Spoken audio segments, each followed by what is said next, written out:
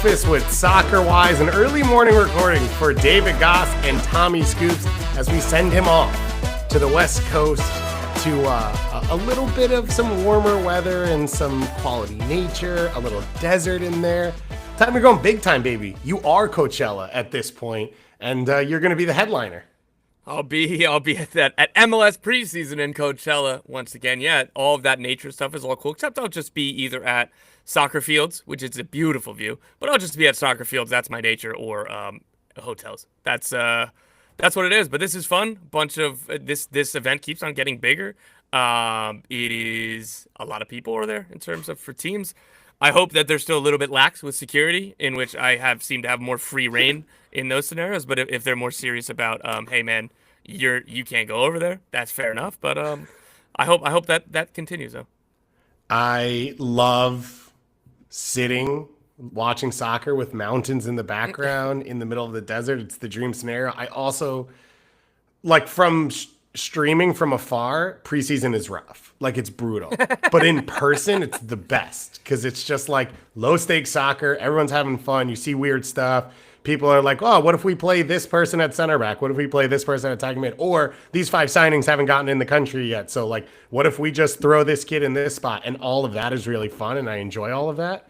So I'm jealous of it. And I look forward to, for the next year, as people bring up Coachella to me, being like, oh, yeah, my friend Tom was a big deal there. He's a bit of a headliner. You're talking about the preseason tournament, right? The Coachella Valley Invitational. It is the center of Coachella, is what many people say. We've got a big show for you, mainly because Lucho Acosta decided to go off. So we're going to dig into his comments that he made to Laurel Pfahler of Queen City Press. Coming up in a little bit, Christian Ramirez is headed back to LA as well. He might be on your flight as he goes to his hometown to play for the LA Galaxy. He's already played for LAFC. He cannot do the Chivas LA double record. That is Mark Delgado's. I confirmed that with Heath Pierce, by the way. Mark Delgado, the only player to play for all 3 at a first team level. Is Heath Pierce I love that he was confirming that. Is he a stats and information guy now? That like doesn't Heath Pierce have other things to do? He's a Chivas legend. So it's no, I know, so now I should call him anytime that I have a question. Did this player play for Chivas? No, I'm 100% sure you should never call him because he'll just be annoyed that he got a phone call from you. But I'm allowed to send a text every once in a while to ask a question. Not to be a dick, but yeah, but you have to. I had to go to the source. I don't. If anyone's gonna know, it would be him. So he confirmed that for me. U.S. Open Cup first round has dropped. We're going to dig into some of our favorite matchups, some of the cool storylines, and then we're going to talk MLS roster rules, as the 2025 roster rules have officially been dropped as well.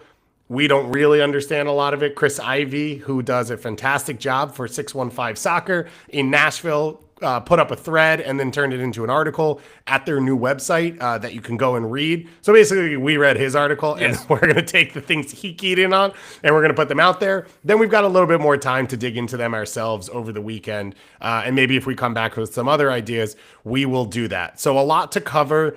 Tom, you've got this trip coming, I assume getting out of the Northeast, getting into some warmer weather, getting into the desert, that should relax you. I heard last night you really showed all of your relaxation abilities, woosah, on the field. Give us an idea of what the men's league scene was like last night. Well, last night we were playing a game and ball rolls out of bounds, and I kind of turned my back to grab a mark. And somebody had the audacity to try to throw in the ball off my back and then try to dribble. And as the ball hit my back, it's like that couldn't have been the throw-in. I know that logically that is what had happened, but my brain was like, there's no way that this dude just tried that. And the ball rolls back to him, and he takes another touch, and I flew into a challenge, just full-blooded, completely clean. I got the ball, but I didn't care if I was going to get the ball. And the dude had like a foot on me too, and I was like, I don't care, this guy's going down. And I'd be lying if I said that I didn't try to angle the tackle towards the goal that was off the field on the sideline where we were. He didn't roll into the post, unfortunately. I stuck the shit out of him, though. That felt great. And I kind of looked at him like, you're fucking kidding me, right? And, like, he's on the ground, and he has the audacity to start complaining that I tackled him too hard. And because I was turning to walk away already. And like my blood was boiling at this point. And I turned and I was like, what did you like? And I was like, oh, you say that after you, I was like, I won the ball. All these things. Two of his teammates come over to me, not to be like, hey, bro, like, one guy just puts his arm around me and goes, dude, that was ridiculous. I can't believe that he did that. And he's actually complaining. I would have freaked the hell out like you did. Don't worry, this guy sucks. All of his teammates were like, I hate this guy. And then for the rest of the game, I'm starting to notice, like, this dude would either misplay a pass or demand the ball and then get upset about something. He, like, had, like, one good pass. And his teammate that was, like, I was marking just goes, he finally fucking did something right. And I was like, all right, yeah, like, I won this interaction. But he didn't come near me again after that challenge. And he had about a foot on me. So, like you said, Gus, you never fight a man with nothing to lose. I like that you use the word won as if there was a victory in all of this. There was a victory. Any of the participants There was a victory involved. Here's my thing. I'll be honest with you. In basketball, I was a inbound off the back person because sometimes the 5 seconds are getting down and it's like a good play. There is a different culture in soccer. It means different things. It means more. And I think the culture of soccer, especially in settings like this, is like, come on, we all kind of know what we're doing. You can't come in and try and like, oh, well, what if we like got an advantage? It's like, this isn't the World Cup final. Like, there is respect on the line as well as that. And I will say the reason you won me over, because you didn't start with me, I'm going to be honest, I had to be won over, is you learn about someone with the way they treat their teammates. And like every game I play, I don't like the person across from me right from the start. And then I'll normally be fine with it, even if they're antagonistic to me, until you see the like, oh, this is the person who always demands the ball at their feet, does nothing for their team, ruins their team's play, makes everyone else's time worse. You're like, okay, I can hate this person. It's okay. It's acceptable. So, Tom, you are victorious in all of this. My only regret is, so it was funny because the guy was like, oh, that was clearly a foul, which it wasn't. It was a strong as hell tackle, but it was a clean tackle. And I think the ref was like, he was like, no, that's a throw-in, bro, because he tried to put it down and take a free kick. I should have walked towards him and turned my back a foot in front of the, like, just see, go ahead, try it again. I dare you. Do it again. That's the only regret I have that I didn't do that. We've got something to look forward to next week when you get back into the ring. Something for everyone to look forward to. So now that we've got that out of our system, we can dig into something less antagonistic, something with a little bit less intensity, and that is Lucho Acosta's future in Cincinnati. It was a bit of a bombshell when this came down yesterday. So as I mentioned, Laurel Failer, Queen City Press. I am a subscriber to her work. I have been for a long time. She has come on shows that I've worked on, MLS Today. We will have her on Soccerwise at some point. I just was recently on her podcast. She does a great job covering FC Cincinnati. And so she got the exclusive conversation with Lucho Acosta this week. Lucho, as we have said, is with FC Cincinnati at preseason. He is not training with the team. I believe he posted on Instagram a video of him alone in the gym, saying alone once again. And it's a long quote, but it has a lot in it. So let's dig in and let's start just off the top. He said, quote, "If my move out of FC Cincinnati occurs, it is all because of general manager Chris Albright." He said, Chris, in a statement, "My frustration after the last game of the season was all because of my issues with Chris that had evolved to a point that the locker room became too small for the two of us. I'm very, very thankful for Carl and Jeff," that's Carl Linder and Jeff Birding, "the owners, for providing me a lifetime opportunity to be the league MVP, and I'm proud to be a part of the project that elevated FC Cincinnati's name to be a respected powerhouse in the league. My frustration with Chris started at the end of the 2023 season, where we were close to making the finals, and instead of maintaining the team core, his lack of experience dealing with the players pushed away key players such as Alvaro Barrial, Junior Moreno, and Santi Arias. This season, we are having the same issues again, where lack of leadership from the GM pushed away Yamil Assad, Yuya Kubo, and Luca Orejano, and even bringing back Alvaro so we could have a team that would fight to bring the championship to Cincinnati. Don't really understand what that means. My biggest frustration is because I want to win the championship so bad, but we need continuity with all the players on the roster for the following season. I am trying my best to stay around, but I can't be working under someone who doesn't even have the courtesy to respond to my text messages. My goal was always to stay in Cincy until my contract ends. Cincy is the place I planned on retiring. is the city where my kids have their friends, and I love the fans. This is not a farewell note, but an open heart statement to all fans and owners about my recent situation that is becoming increasingly unbearable with Chris, who is forcing my way out through the back door. So once again, that was a quote that was given or sent, it says sort of a statement at the top, to Laurel Failer at the Queen City Press. She followed up with asking Chris Albright and FC Cincinnati if they'd like to make a statement. And they responded, Chris did not, but with a team statement. It says, FC Cincinnati's emergence as a winning team in MLS has been fueled by many factors, including, most importantly, the leadership of GM Chris Albright. Chris and his team have assembled top talent, building out a first-class roster to contend for trophies and elevate Cincinnati on the global stage. This strategy, led by Chris, has resulted in FCC earning the second most points in MLS over the last 3 years while navigating salary cap restrictions to secure high-performing players. Club ownership, Carl, Jeff, and Chris are all aligned on the vision and strategy as the club competes for trophies in 2025. Woo!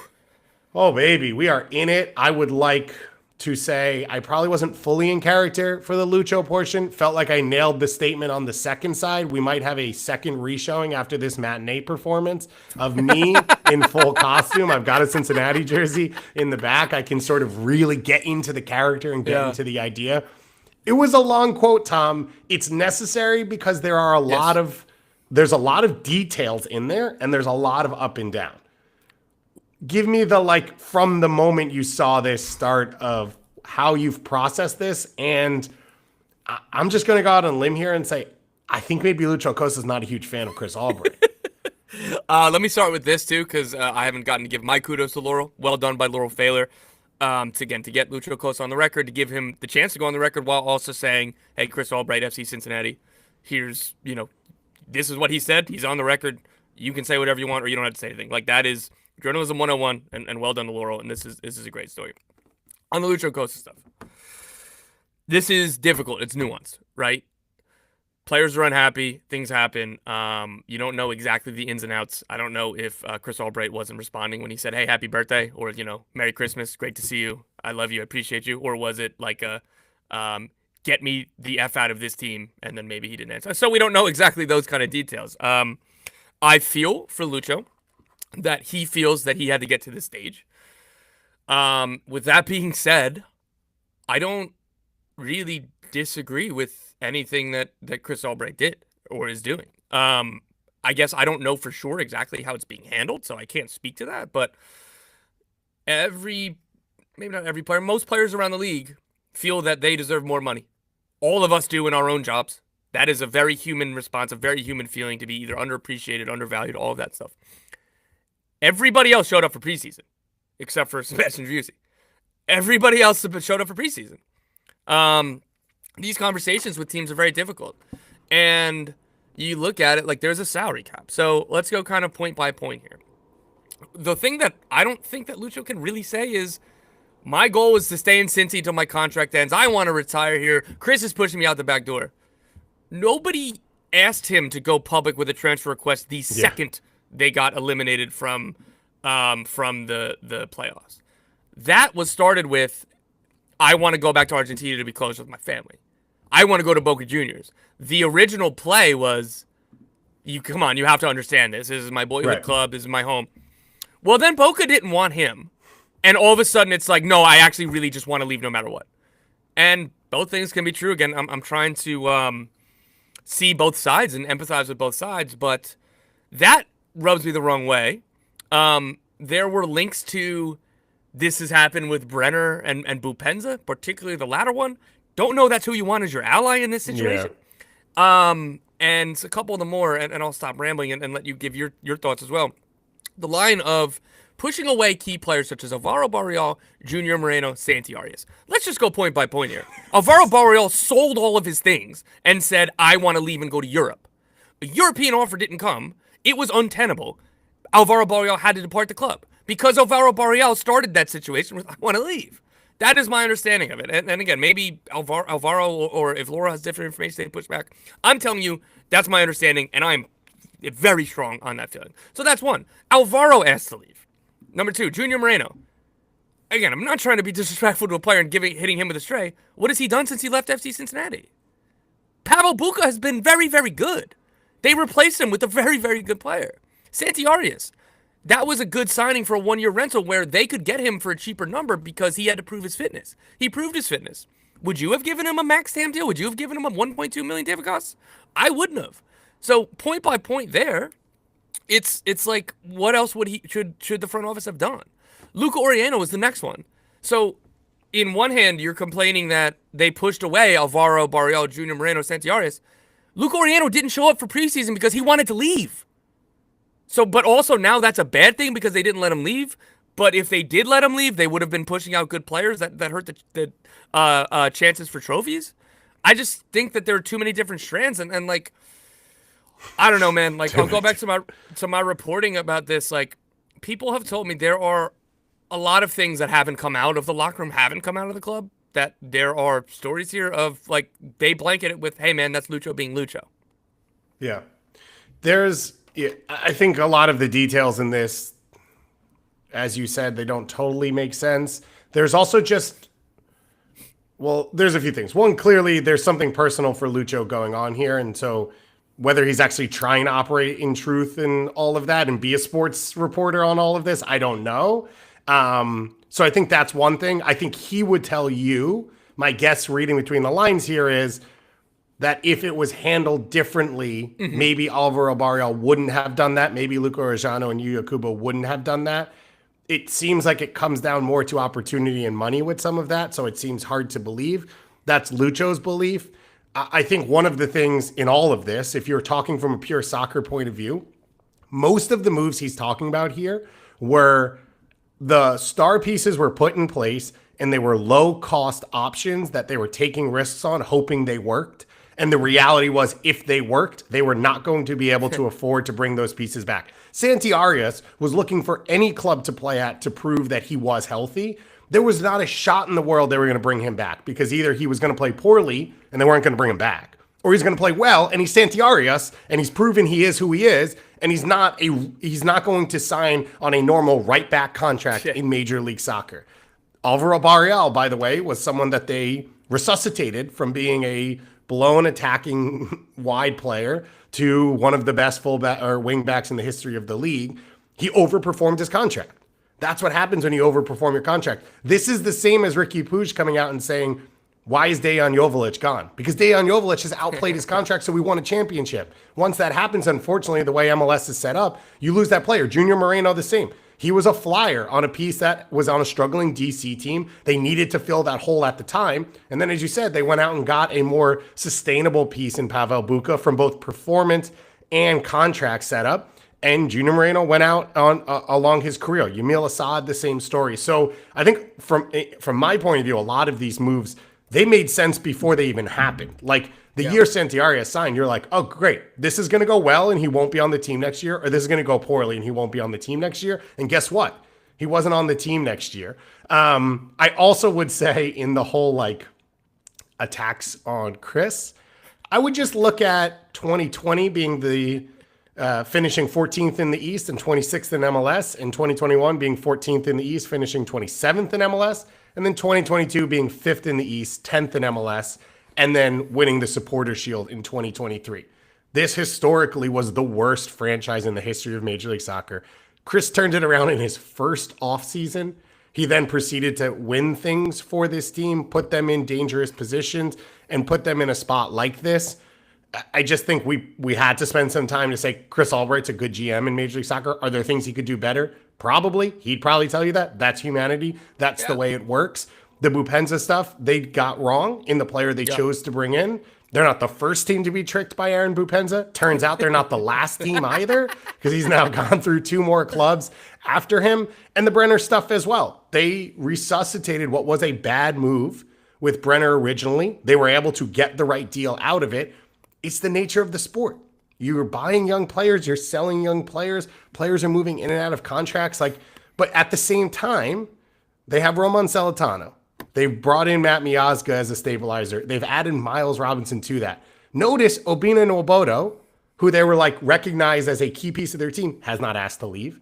Right? He's brought in on the contract he was supposed to be on, and he has played up to that level, and they maintain him on the team. But the thing is, they have maintained consistency in which They've tried to replace pieces, right? They've spent bigger and bigger and bigger trying to make these moves. So it is not, let's be real, what we have seen from some other clubs like a Colorado Rapids or an SKC where they haven't tried to take the jump.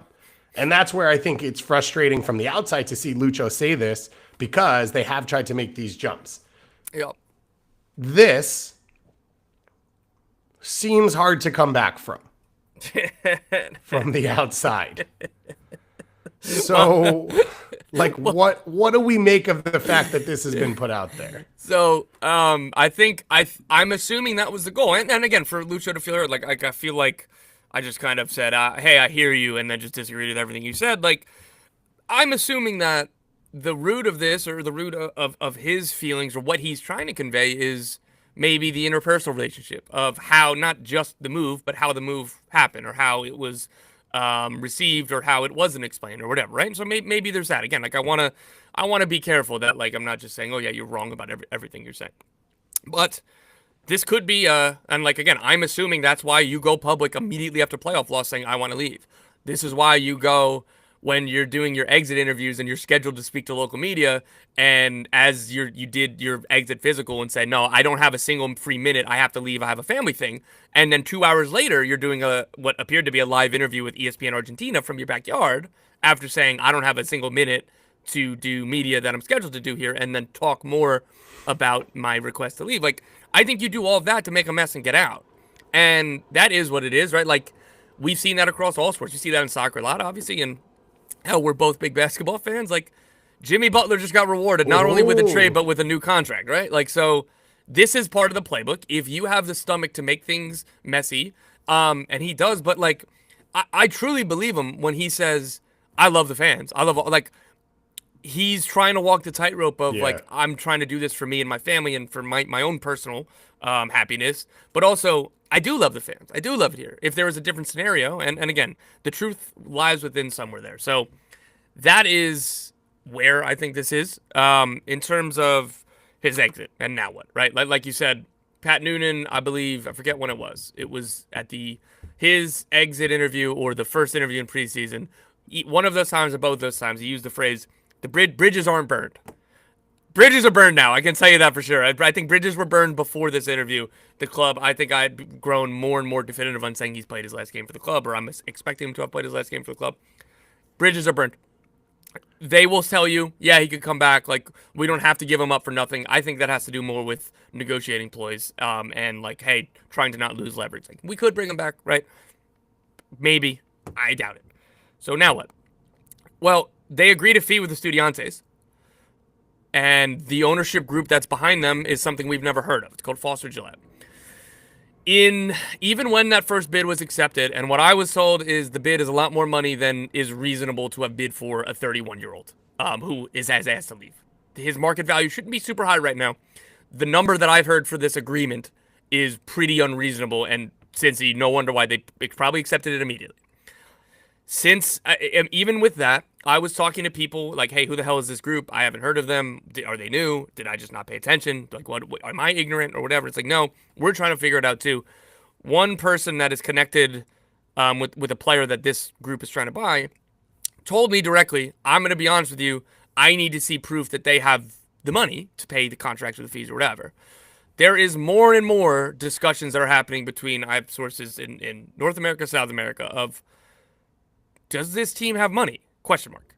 So that is kind of part of the holdup right now of, you could write whatever number you want on a contract. If they don't have the money, they're just not going to pay it. So that's what's slowing this down, and that's what's slowing down Evander to like, my assumption is Lucho leaves, Evander goes to Portland, David DaCosta goes, Evander goes to Cincy, David DaCosta goes to Portland. I still think that is the most likely outcome, but at some point, all of these teams have deadlines. Portland has to make, like, they have to have either Evander's here or DaCosta's here. But that is relying on Lucho leaving. And Lucho leaving is relying on people figuring out if this Estudiantes group actually has money. And then, like, whatever they bid, I'm going to tell you, I don't think that other MLS clubs would bid because it is such a high fee. And if that's the case, then, like, they have to wait out, oh, if this team doesn't have the money they say they do, or this deal isn't going to happen, then FC Dallas or insert another MLS team that needs or wants a DP number 10 can come in and say, all right, well, that we both know that fee was ridiculous. What about 4 or 5 million or something more fair? Again, I'm just using numbers here, not being kind of literal, right? So that's part of it too, is that there aren't advanced talks, to my knowledge, with other MLS clubs because they have a deal on the table that is financially superior. But if that deal is something that isn't real, and again, this is just speculation. This is what I'm hearing from other people in North and South America, and that's kind of what's holding all of this up. So we'll see how this gets resolved. But I do know Cincy, Lucho, Portland, Evander, everybody involved in this wants a resolution ASAP. It's just taking time. That's not great news, I think, for Cincinnati and Cincinnati fans who we have in the chat right now live of just, you want this done as fast as possible. And if you thought that was the closest scenario to get you out of this, now you kind of have to go back into some of these other conversations. As you said, you have to find a number that makes sense for everyone in all of this that's different than the one being talked about. I know because I've dug in with the Estudiantes a little bit since they keep coming up. Remember, Sebastian Driussi was connected to this club, but then River was the one to come back in and make the deal. God, so I just that was when River were like I got that out of nowhere. Estudiantes was like, "Oh, what's your price? Yeah, we'll meet it." And then Driussi said, "I'm going to River. I'm not going there." But I think that was the first time I was like, "Wow, they came out of nowhere," and they put up a really big fee for Sebastian Driussi when I think that seemed that seemed a little bit too quick. Yeah. They have signed Christian Medina, the one player, for a huge number from Boca to Estudiantes.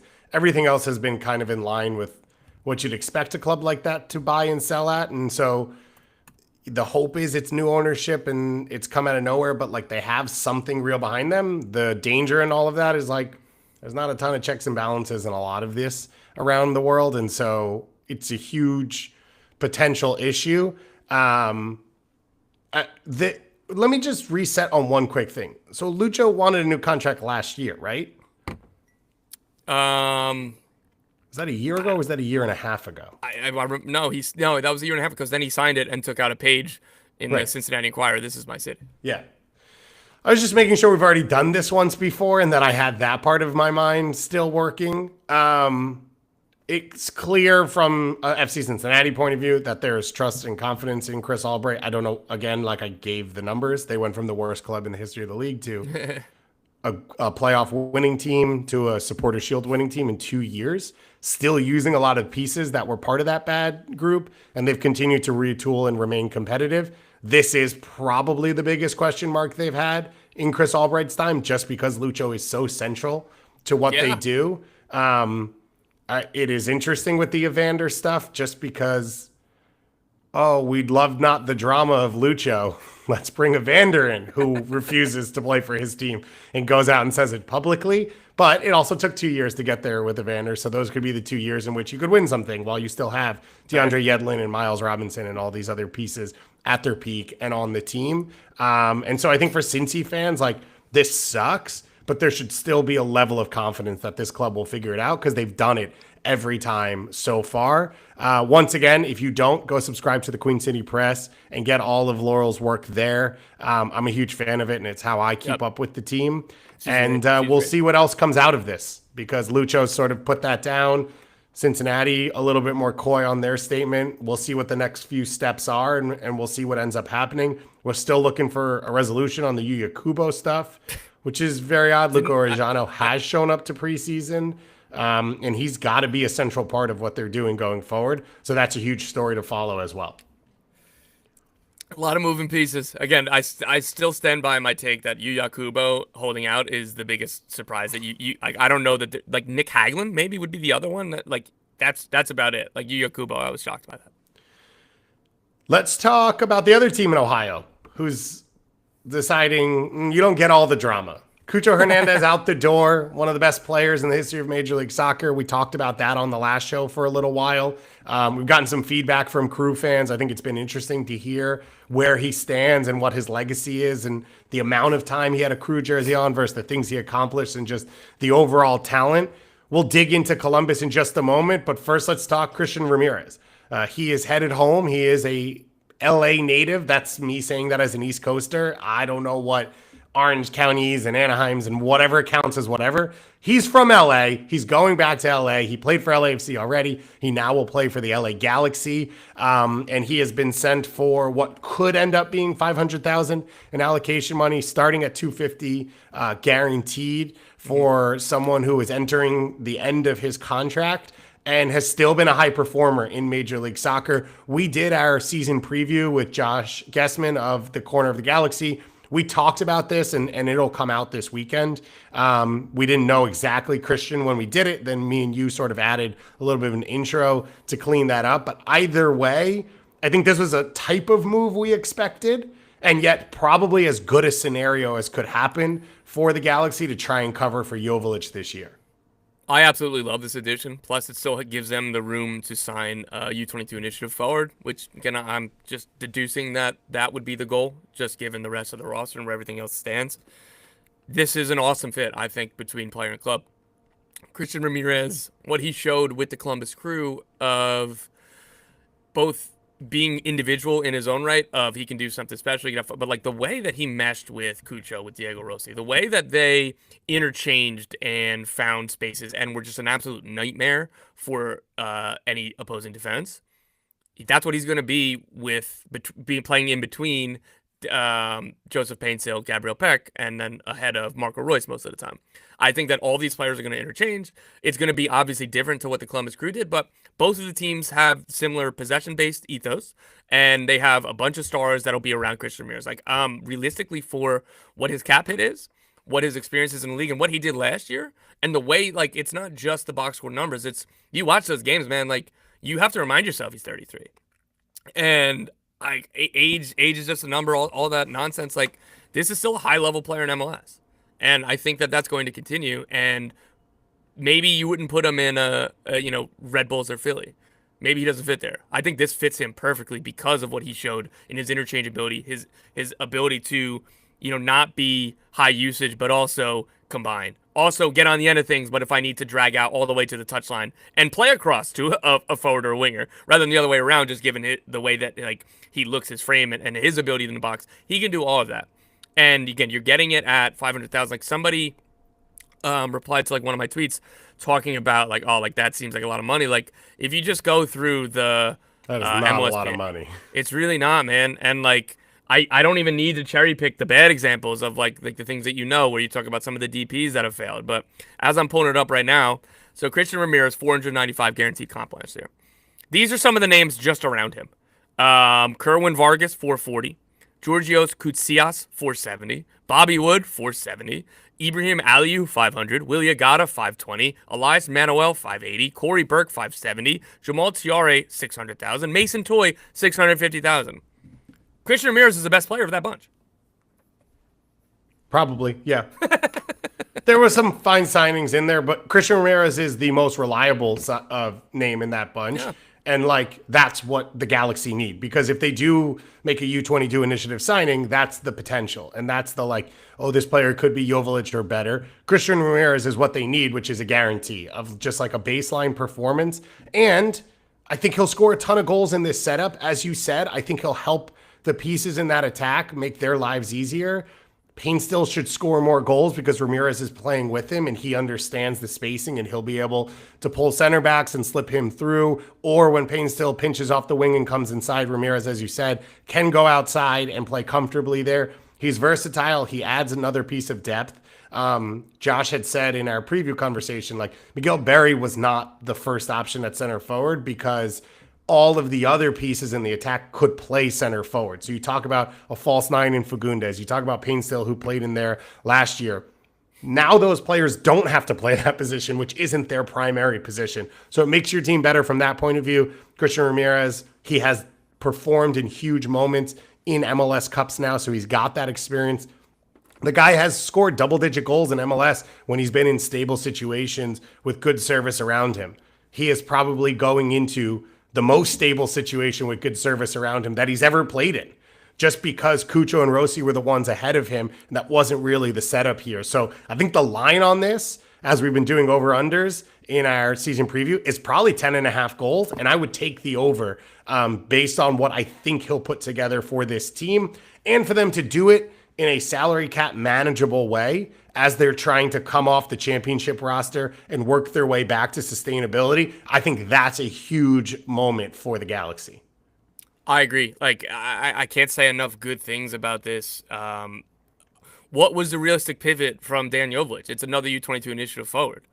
Relying on that person to be the starter, like, you still need to have another option. And hell, like, you need to have multiple options, even if that U22 initiative forward comes in and is really, really good. Because before acquiring Christian Ramirez, it looked like Marco Royce or Joseph Painso were the other center forward. So, again, even if you sign a U22 and unlikely, but the first day he's hitting the ground running, like, you needed both of these players. And again, I still think Christian Ramirez is absolutely the obvious starter. And again, we're talking about an unknown here of who else would be there. Or, they could go with Marco Royce as a false nine-ish or whatever you want to say. So it's Christian Ramirez. This is pretty, like, reasonably as well as they could have done given their cap constraints, no DP spots, and like the high floor and what you just saw with him with Columbus. All of this fits perfectly for me. Let's talk about Columbus. What are we calling this? Is this a retool? I wrote reset. Is this a rebuild? Like, what's going on for Columbus right now? So they'll tell you it's a reload. Boom. And I got the re part right. so they'll tell you it's a reload. And like, I believe that's where their head's at. Like, I'm very much assuming a DP9 comes in, or I can even go further than that. A DP9 will come in. And there's a chance that they use another DP spot on an attacker. And then the front three is new DP9, Diego Rossi, and a new DP10, or something within there, because Rossi could play either of those spots as well. Even if those two moves aren't immediate, Dylan Shambost, AZ Jackson, Jason Russell-Rowe, that's not a Shield-winning team, but that's okay, if we don't get a deal done in the next week, it's going to be okay. We can let this linger a little bit if we need to, or if there's visa issues, or if the player is just getting up to speed or learning the system. This club is going to be fine if they don't have new DPs firing in March. And I think that's the best I could say about that. And that's why I would call it a reload rather than a rebuild, because the bottom isn't going to fall out for this team. They're still going to be very, very good, I think. There are obviously questions. They do need to get these deal done, but I know that they're confident on being able to identify and bring in new players. They want to be a place that develops and sells on players. That's obviously more so in the Cucho range of this, of that, hey, he's going to Real Betis. Right. Like, that's an awesome opportunity for him. We wanted to, like, he asked, like, they say they asked for it, like, particularly now. Like, when that offer came in and when everything was clear, he went. And everybody's happy. He's happy. They're happy. Like, that's what they want to be. And Christian Ramirez, like, his contract was expiring. I'm assuming that there's talks about a long-term contract with the LA Galaxy. So that's also part of it too. I know that, like, when America di Cali were pushing, like, Columbus were like, hey, like, we can try to work, like, as long as, like, no promises, because we don't know if they're going to match, like, right? We're not giving you away for free, but we're not going to stand here. We're not going to say, no, you're off the table. There's no price that can get you going. Like, they could have said, like, no, we need you. But they kind of recognized that, like, he would have gotten a new contract, obviously, from America to Cali, and that there's a strong possibility that one comes from the Galaxy. So, that, like, they are trying to do right by their players, which we talk about on the show often is important, and they believe in themselves that, okay, we're going to go in the market, and we trust our ability to scout, and we trust Wilfred Nancy's ability to implement new players into our team. You want to be in a position, if you're going to contend consistently, where you are a place that players look at and say, they will take care of me, because you're going to need players to take risks on you, either at the beginning of their career or towards the end, to say, okay, maybe the number isn't perfect that I'm signing for, but it's worth it either because of the setup and the environment, which Wilfred Nancy has done great work with. I think there's a lot of people who are like, the best, I'll get the best of myself there. I have a chance to win stuff, and then I can reset my career after, or just be a good place people want to be. I think part of, like, Dax McCarty finishing at Atlanta United is like, sounds like a fun place to play and, like, live my life for a year or so. And you want to be a club like that. So treating Christian Ramirez well is big for that. I wonder, a few names that pop in my head besides the ones you said. Lassi Lapalainen is one who the best of his days we've seen with Wilfred Nancy. Could he help in the attack a little bit for now? I also wonder if there's a world in which Max Arfston pushes higher up the field, because you have DeJuan Jones, and Arfston originally was a center forward who you converted to left wing back. Will he maybe fill some of the role behind the forward or as a forward or something like that, just to get talent out on the field and give you your best 11 possible? There are still moves that need to be made for this team. Like you said, like, they're not going to win CONCACAF Champions Cup. on this show said it a couple times. Like, we've given up on that now that they've made these moves in this timing, because they're not going to get the rest of it done in time to be hitting form when they need to. But they should still be competitive in the Eastern Conference. And they should, if they play this right, have a shot to get back into an MLS Cup conversation by the end of this season. So that's what's sort of on the edge for them. But this is a step back right now from where they were. And I think there's a little bit of worry just because Ramirez was one of those, like, veteran on a good deal. We have that in our back pocket, even though, as you said, the Cucho deal you had to make.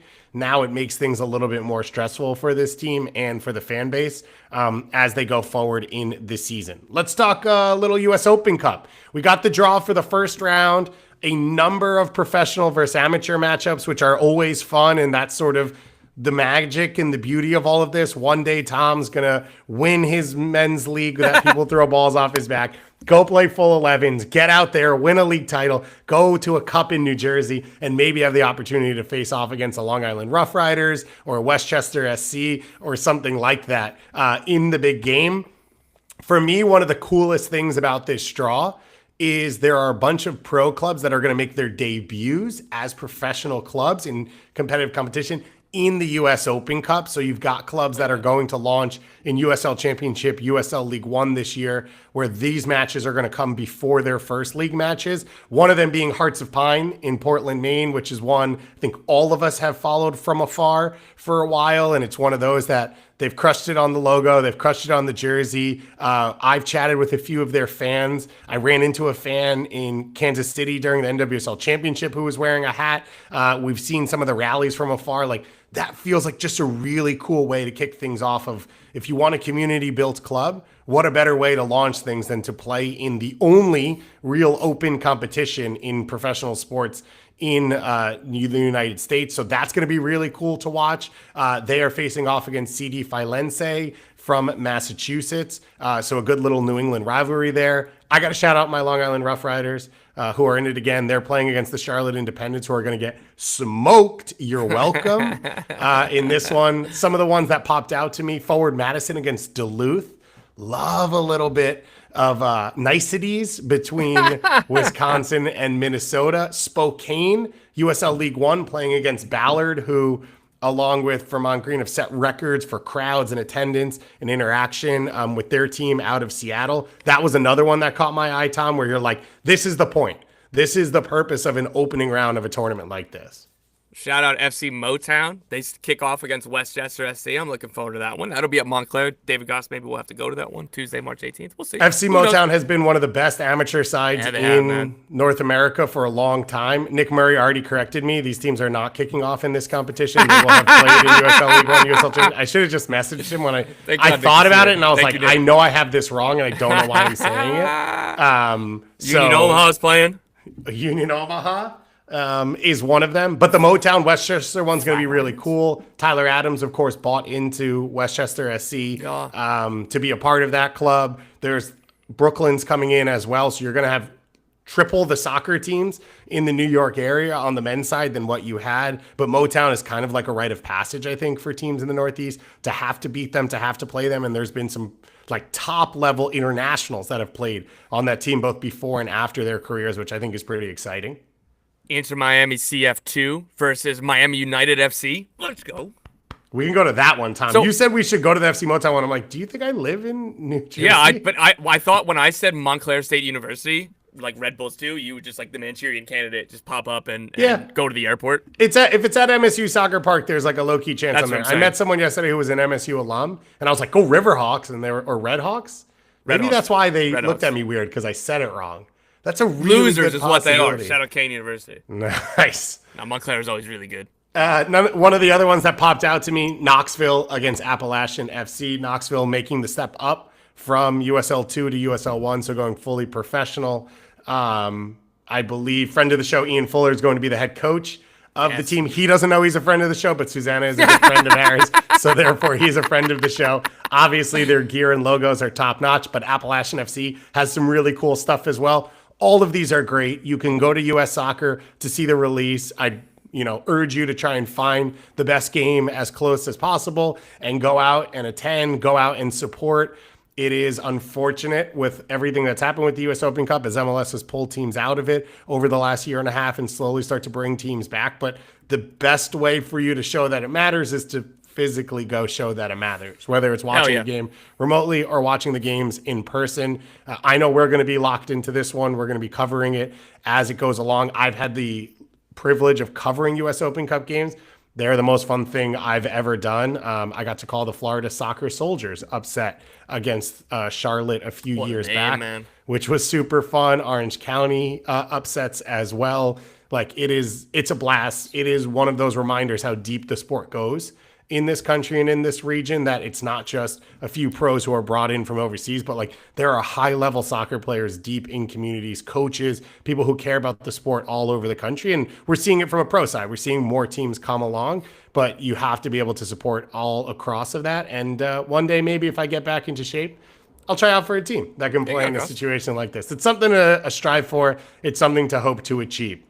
Let's go from the fantasy and beauty of soccer to the rules and the mundane of soccer. Once again, a shout out to Chris Ivey at 615 Soccer. They are the new Nashville-based soccer platform covering Nashville SC, but covering the league really well. I was on Pharmaceutical Soccer on Monday chatting with, who was I on with? With Clay and Valaire. Sorry, everything's going on. Ben Wright, of course, one of the best writers, I think, in North American soccer right now, a part of this project. And then Chris Ivey, the one who wrote this, who's a full-time lawyer and sort of dug through the rules as a lawyer. And so we pulled some of the things he noticed, which were also some of the things we've seen in some of our group chats as well. The first one being that official recognition that the Club World Cup teams will be able to bring in some extra allocation money. So they'll get $750,000 in allocation money this year because they qualified for the Club World Cup, and they can also pull forward $1.25 million in GAM for the next 2 years that in theory they have to pay back by the end. I say in theory because it's like I don't know who's tracking the GAM in 2 years and what GAM looks like and all of those things, but it is our first external indication of an attempt to help these teams compete at this high level.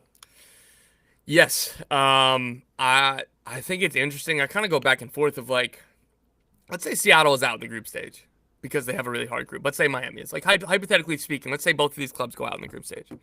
They got a max TAM slot between those two things for 3 games in the Club World Cup, when in reality, that's really going to help them in the regular season, the playoffs, and other cup competitions. So I understand both sides of like, Seattle, Miami should be pushing for this. Hey, we have like, this is a global stage, and hey, we have extra games. Hey, we're already in 2 other North American competitions, and now this is the 3rd, and more people are going to be watching. We need help.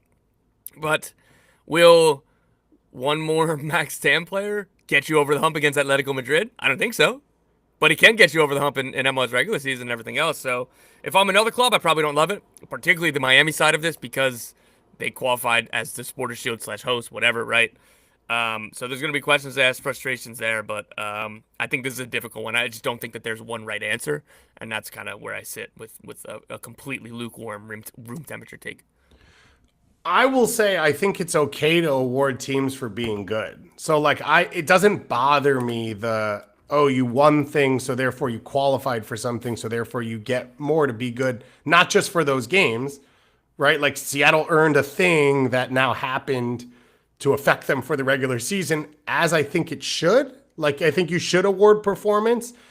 The fact that it comes so like start and stop in terms of rules in MLS is the tough part of like, only Seattle, not for other teams that have won championships now. They haven't won CCL, and that's part of it. And then you bring up Inter Miami being a weird one, which is like, they're the only Supporters Shield winner that's ever gotten these rules set for them. Yes, I can agree with some of the frustration there. It's good to know at least MLS is giving these teams some ability to help contend. The fact that Seattle got nothing for the Club World Cup they already played in, and they just had to go and start their season in a more competitive game even faster than everyone. And like, I love what Jackson Reagan's become, but like, help this team. Don't put a Michigan kid on the field in a Club World Cup game with that. They haven't played a pro game before. So I think some of that I'm fine with, but I can understand the frustration, especially on the Inter Miami side. Let's continue to go through some of these that Chris pulled out. One is MLS recently increased the amount of GAM that clubs can convert from sales from $1.1 to $3 million.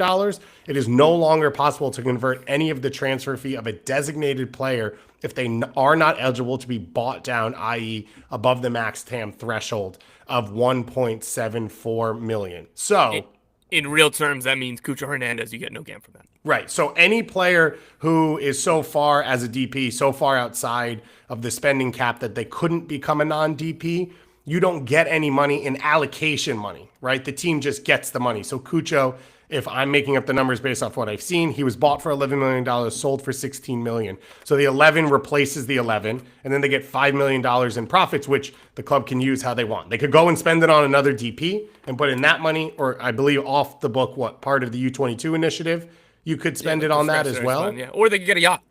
Or they could get a yacht or build out the training grounds or get new coffee. Whatever it is they choose to do, they could do any of those things with that money as a club. But it can't be converted into GAM, which gets it into the salary cap. Yeah. But it does then become, we've talked about threshold DPs for a while because there was an advantage for a while, which was it triggered and opened extra U22 initiative or young DP spots or extra allocation money, all of that. A lot of that has gone away. But if you do have someone who's on a DP deal like that, you can then convert that into allocation money if you do end up selling them. So that's one thing to just note when you're looking at DPs on teams of, okay, this player could potentially be a sale that hits us on the GAM side of things as well.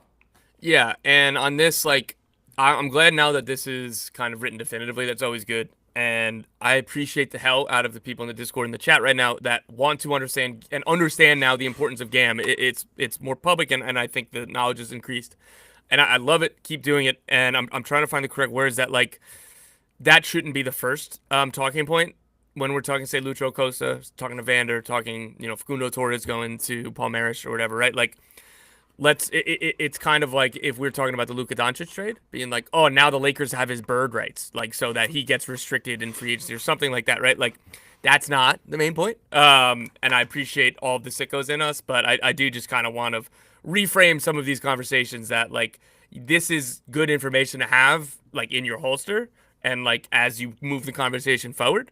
But again, I do want to bring it off of a spreadsheet and back onto the field and thinking about some of the romantic sides of the game and the smiles and goals and trophies and assists and moments more so than, well, can we get $700,000 in allocation money? For me, it's not a pen. That's just for me. So I'm just saying. Game's a a spreadsheet, mate. Yeah. No, shout out to A Nui, by the way, in the chat, who just reminded me that we have super chats turned on now. So if you want to contribute a little bit or you want to send us a message or just, I think he was just being nice or they are just being nice and wanted to send a little bit of money over for the work we do. That's always appreciated as well. Someone was talking in the chat about the cash for trades, CADEs, cash furs, whatever you want to call them. One piece of the news that came out of this is a player can get up to 10% of that fee as a bonus. That bonus is given by the team that's acquiring the player and does hit the salary cap. So, for example, if Jack McGlynn was bought by the Houston Dynamo from Philly for $2 million, he could get a $200,000 player bonus for that sale. That $200,000 would hit the cap for the Houston Dynamo. Yeah, and so he's going to be U22 initiative player, so that doesn't matter. But, like, if they were trying to fit him as, like, a TAM player, then it would. And I also think that's good, that, like, there should be more incentive. Like, okay, if I'm going to be traded and I technically don't need to sign a new contract, though, like, for all of these, it's not the exact, like, Dejan Jovic obviously signed a new contract. Most of these, I think, are going to come with new deals. Yeah. But, Jack, like, if they don't, then bang, at least I get 10% of the transfer fee, which I think is totally fair. That's standard practice in global football as well. Which is, I think, the part where there was probably some negotiation of, we're going to put this in effect, but it's not a global transfer. So how do we help the player and agent most likely make this feel worthwhile for them and accept it? Because rather than, let's say Cincinnati sells Lucho overseas, it's a sale inside the league. We have to make it mimic somewhat what happens outside the league. As you have said many times, it's a transfer. That's why I think I'm honing in on cash fur. I've been letting all these marinate all week. Cade, Ram, all this stuff, like reallocation money. I thought that was a good one too. I like Cade. I think cash fur is more because, like, Cade. I think Cade Cal. I think Cade Cunningham. I think Cade and Clark. I think that you're talking about. Oh, who did Cade get traded to? So Cashford, I think, is the one that's sitting with me now. But, my mind can still be changed. And I'll go with whatever the people want. Okay. We have another one which confirms what we already thought, which is you can open up a DP and U22 slot via a loan if the other club acquires 100% of the player's salary. It is an out for teams. It goes along with the second buyout now, which is just trying to help teams have more mechanisms to reset their rosters and sort of control things, especially for new ownership groups or new sporting groups and new management groups as well. And then there is an additional roster spot that's been created. It's called, quote, an off-roster homegrown player. This player must be under 21 years old and still on their original contract. I like this. This is... USL has done something similar, having the ability to bring in academy players for home games that don't go on the roster in the same way and keep their college eligibility, of course. Yes. In which you're just trying to find ways to get these players around the pro team without making everyone make a decision too early and say, you got to sign a contract here that locks you in for 5 years, or you have to sign at this number. I like the idea of having the ability for players to be around the first team, get that experience without forcing them. And it's an advantage to teams that have spent on their academy. And that's the way the structure should be set up. If you are willing to take the risk, if you're willing to try and do this correctly, you should be given every advantage over someone maybe who isn't following you. So I think all of that really matters. And I think that's important. I'm going to read through all of this weekend because what else am I going to do?